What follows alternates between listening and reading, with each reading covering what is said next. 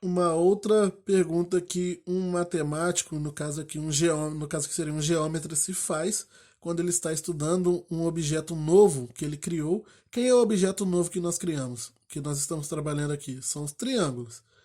Já verifiquei o que, que ele é, quais são os elementos que formam ele, dei nome lá para os elementos e símbolos. Depois, verifiquei as condições de existência daquela nova figura, no caso dos triângulos. Quais são as condições para isso aqui existir? Quais são as condições que eu tenho que seguir? Isso que significa condição de existência. Agora, entro na parte de classificação. O que, que significa isso? Eu consigo separar essas figuras por tipos, que no caso classificá-los em vários tipos. Consigo. E com triângulos eu consigo fazer dois tipos de classificação. Uma olhando os ângulos do triângulo e a outra olhando para os lados dos triângulos, para as medidas dos ângulos e para a medida dos lados.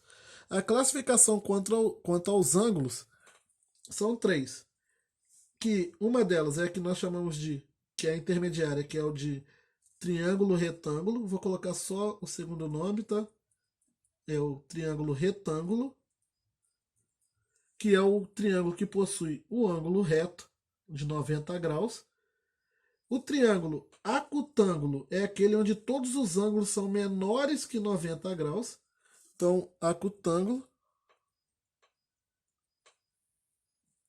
E o obtusângulo é aquele triângulo que possui pelo menos um ângulo maior que 90 graus. Então, obtusângulo. Essas são as três classificações de um triângulo, se eu estiver olhando para os ângulos dele. Mas eu também posso classificar um triângulo prestando atenção nos seus lados. Levando em consideração as medidas dos lados do triângulo, nós também teremos três classificações muito importantes para eles, que é o triângulo escaleno, que é aquele triângulo onde todos os lados têm medidas diferentes, por isso que eu coloquei aqui, ó, um tracinho, dois tracinhos, três tracinhos, significa que são lados de medidas diferentes. Então esse aqui seria o escaleno.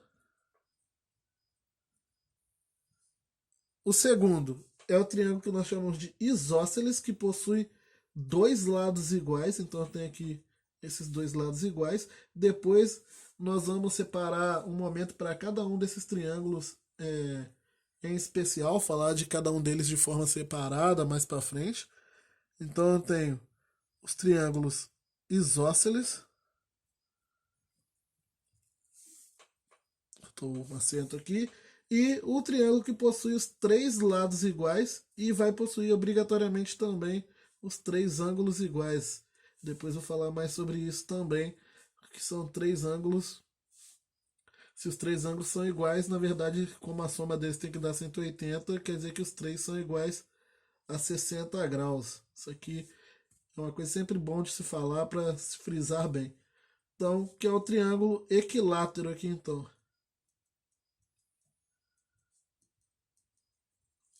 Então, essas daqui seriam as classificações dos triângulos, levando em consideração as medidas dos seus lados, comparando as medidas dos lados. Tem uma informação boa sobre o triângulo que eu acabei não falando, que normalmente eu gosto de falar lá na condição de existência, que é a seguinte: nos triângulos, o maior lado sempre vai estar de frente para o maior ângulo e o menor lado sempre vai estar oposto ao menor ângulo. Então observe aqui, ó, o menor ângulo, menor lado.